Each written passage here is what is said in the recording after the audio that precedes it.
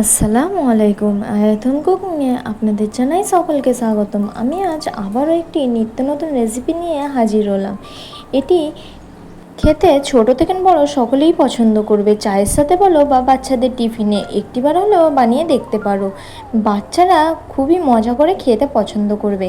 এটা যেমনি বানানো সহজ তেমনি খেতে ভীষণই সুন্দর, আর বানানো এতটাই সহজ যে বাড়িতে থাকা উপকরণ দিয়ে বানিয়ে নিতে পারবেন। তবে চলো বেশি দেরি না করে রেসিপিটি শুরু করা যাক। শুরু করার আগে অনুরোধ জানাই, প্রত্যেকবারের মতন রেসিপিটি ভালো লাগলে প্লিজ লাইক কমেন্ট শেয়ার করে যাবেন। আর যারা আমার চ্যানেলে নতুন, চ্যানেলটিকে সাবস্ক্রাইব করে পাশে থাকার জন্য অনুরোধ জানাই।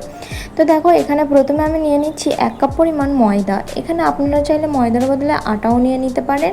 এখানে আমি ময়দা দিয়ে বানিয়ে নিচ্ছি। এবার ময়ামের জন্য দিয়ে দিচ্ছি 1 টেবিল চামচ পরিমাণ সাদা তেল। এখানে সাদা তেলের বদলে আপনারা চাইলে বাটার বা ঘি দিয়েও ময়াম দিয়ে নিতে পারেন। এবার দিয়ে দিচ্ছি স্বাদ অনুযায়ী লবণ। এবার ভালোভাবে ময়াম দিয়ে নিতে হবে। এখানে ভালোভাবে ময়ামটা হলো মেন কাজ। ময়ামটা যত ভালো করে দেবেন তত ভালোই নাস্তাটা তৈরি হবে। এবার কিভাবে বুঝবেন যে ময়ামটা ঠিক মতন হয়েছে কিনা দেখিয়ে দিচ্ছি আমি কিভাবে বুঝতে পারবেন। দেখো, হাতের মুঠোয় এইভাবে করে একটু ময়দাটা নিয়ে এইভাবে লাড্ডু পাকিয়ে নেব। যখন দেখবেন এইভাবে সুন্দরভাবে লাড্ডু পেকে যাচ্ছে, আর যতই নাড়াচাড়া করবে সহজে ভাঙবে না, যতক্ষণ পর্যন্ত না এটা ইচ্ছা করে ভাঙা যায় তখনই বুঝে নিতে হবে সুন্দরভাবে ময়াম হয়ে গেছে। যদি না হয়ে থাকে তাহলে আরও একটু তেলটা দিয়ে ময়াম দিয়ে নিতে হবে। এখানে ময়ামটা তৈরি হয়ে গেছে। এবার অল্প অল্প পানি দিয়ে একটি ডো তৈরি করে নেব। তবে এখানে খুব বেশি পানি দিয়ে ডোটা তৈরি করবেন না, একটু শক্ত রেখে ডোটা তৈরি করার চেষ্টা করবেন। তবে এখানে আপনারা চাইলে এখানে কালো জিরে বা জয়েন এর মধ্যে দিয়ে দিতে পারেন যদি আপনাদের খেতে পছন্দ হয়। তবে এখানে আমার মাখা হয়ে গেছে, সাইডে রেখে দিচ্ছি। অন্যদিকে পুরটা রেডি করে নেব। তার জন্য একটি ফ্রাই প্যান বসিয়ে নিয়েছি। ফ্রাই প্যানের মধ্যে দিয়ে দিচ্ছি 1 টেবিল চামচ পরিমাণ তেল। এখানে রান্নার তেলটা দিয়ে দিচ্ছি। এবার তেলটা গরম হয়ে আসলে দিয়ে দিচ্ছি 1 চা চামচ পরিমাণ হিং। এবার হিংটা ভালোভাবে ফুটে আসলে দিয়ে দিচ্ছি 1/2 চা চামচ পরিমাণ গোটা জিরে।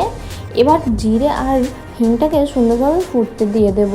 গ্যাসের ফ্লেমটা লোতে রেখে এখানে হিং আর জিরেটা সুন্দরভাবে ফুটে আসা পর্যন্ত ফ্রাই করে নেব। এখানে সুন্দরভাবে ফ্রাই হয়ে আসলে দিয়ে দিচ্ছি আমি কড়ি পাতা।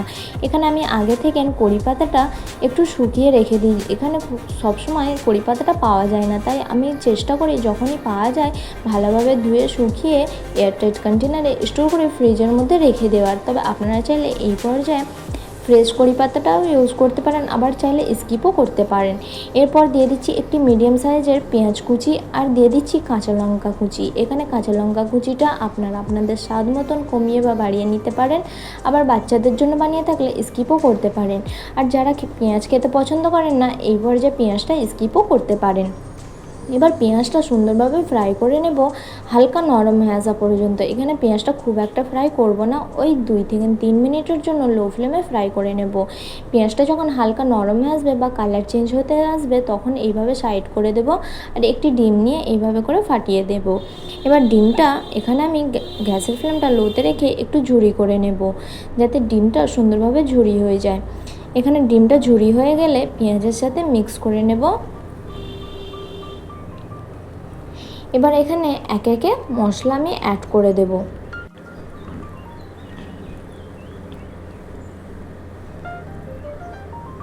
এখানে সুন্দরভাবে ডিমটা দেখো ঝুরি হয়ে গেছে। এবার আমি একে একে মশলা অ্যাড করে দিচ্ছি। প্রথমে দিয়ে দিচ্ছি লঙ্কার গুঁড়ো।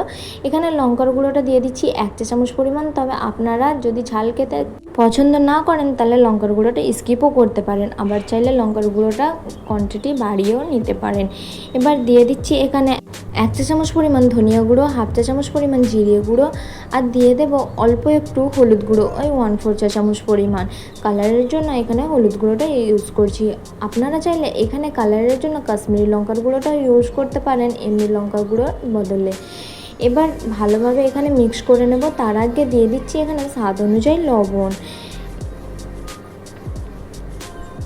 এবার গ্যাসের ফ্লেমটা লোতেই রাখতে হবে, নাহলে মশলাগুলো পুড়ে যাওয়ার সম্ভাবনা থাকবে।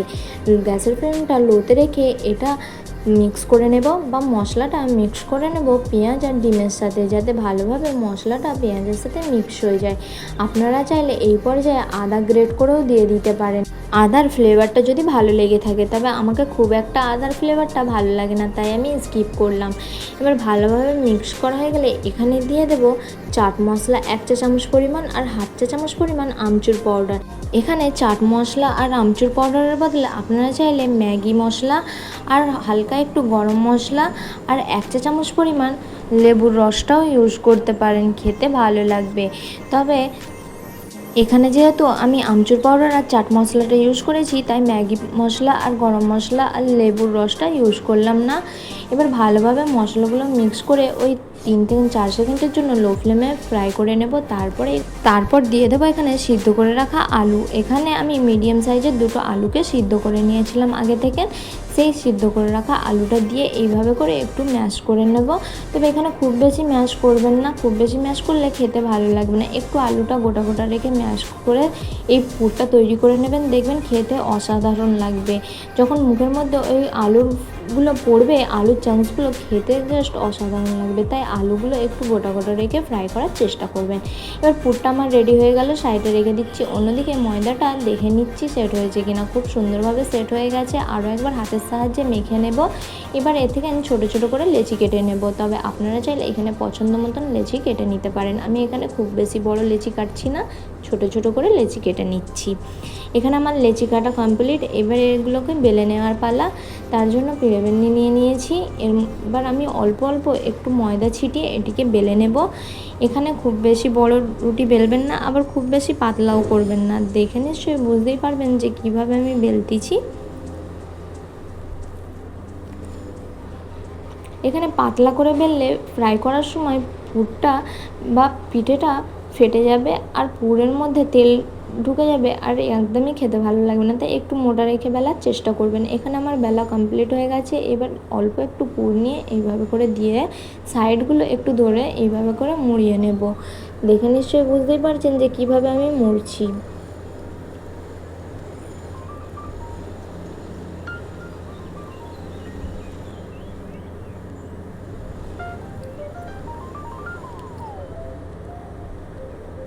এবার এইভাবে করে একটু ভালো করে মুড়িয়ে হাতের মধ্যে এইভাবে করে একটু চাপ দিয়ে গোল করে নেব। এটা আর বেলতে যাবেন না, তাহলে ফেটে যাবে, পুরগুলো বেরিয়ে পড়বে। তাই হাতের সাহায্যে আলতো হাতে চাপ দিয়ে এটিকে তৈরি করে নিতে হবে। এখানে আমার একটি তৈরি হয়ে গেল। এইভাবে আমি সবগুলো তৈরি করে নেব। এখানে আমার সবগুলো তৈরি হয়ে গেছে। আপনারা চাইলে এটা আরও কোয়ান্টিটিতে বানিয়ে এটি খেতে পারেন। তবে আমার বাড়িতে যেহেতু দুজনই আছি, তাই এটা আমি কম করে বানিয়েছি। আপনারা চাইলে বেশি করেও বানিয়ে নিতে পারেন। এবার এটা ফ্রাই করে নেওয়ার পালা। তার জন্য একটি ফ্রাই প্যানের মধ্যে তেল দিয়ে দিয়েছি। তেলটা গরম হয়ে আসলে এটি লো ফ্লেমে এপিট ওপিট ভালো করে লাল হয়ে আসা পর্যন্ত ফ্রাই করে নেব। এখানে আমি ফ্রাই প্যানে ফ্রাই করে নিচ্ছি, তবে আপনারা চাইলে কড়ার মধ্যেও ফ্রাই করে নিতে পারেন।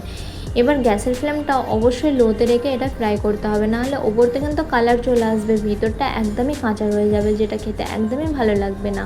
এবার দেখো এইভাবে তেলগুলো ছিটিয়ে ছিটিয়ে দিতে হবে, যাতে ওপর থেকে সাইড থেকে চারিদিক থেকে ভালোভাবে এটা ফ্রাই হয়ে আসে। এক পিঠটা দেখো সুন্দরভাবে ফ্রাই হয়ে গেছে বা কালার এসে গেছে। অন্য পিঠটা এবার পাল্টিয়ে আমি অন্য দিকটাও ফ্রাই করে নেব একইভাবে কালার আসা পর্যন্ত। এখানে পছন্দ মতন কালার করে ফ্রাই করে নিতে পারবেন। এবার ফ্রাই করতে করতে আপনাদের বলে দিই, প্রত্যেকেই তো আমার রেসিপি দেখছো, কিন্তু কেউ লাইক সাবস্ক্রাইব করছো না। প্লিজ যদি রেসিপি ভালো লেগে থাকে লাইক কমেন্ট শেয়ার করে চ্যানেলটিকে সাবস্ক্রাইব করে পাশে থাকার জন্য অনুরোধ জানাই। দেখো এখানে ফ্রাই করা হয়ে গেছে। এবার আমি একটি প্লেটের মধ্যে তুলে নিচ্ছি। একইভাবে আমি বাকিগুলোও ফ্রাই করে নেব। এখানে আমার ফ্রাই করা হয়ে গেছে। দেখে নিশ্চয়ই বুঝতে পারছো যে কতটা লোভনীয় আর কতটা সুন্দর হয়েছে রেসিপিটি, আর একদমই সহজ, তাই না? খেতে কিন্তু অসাধারণ হয়েছিল। রেসিপিটি কেমন হয়েছে অবশ্যই জানাতে ভুলবেন না। ভালো লাগলে লাইক কমেন্ট শেয়ার করে যাবেন। যারা আমার চ্যানেলে নতুন, চ্যানেলটিকে সাবস্ক্রাইব করে পাশে থাকবেন। আল্লাহ হাফেজ।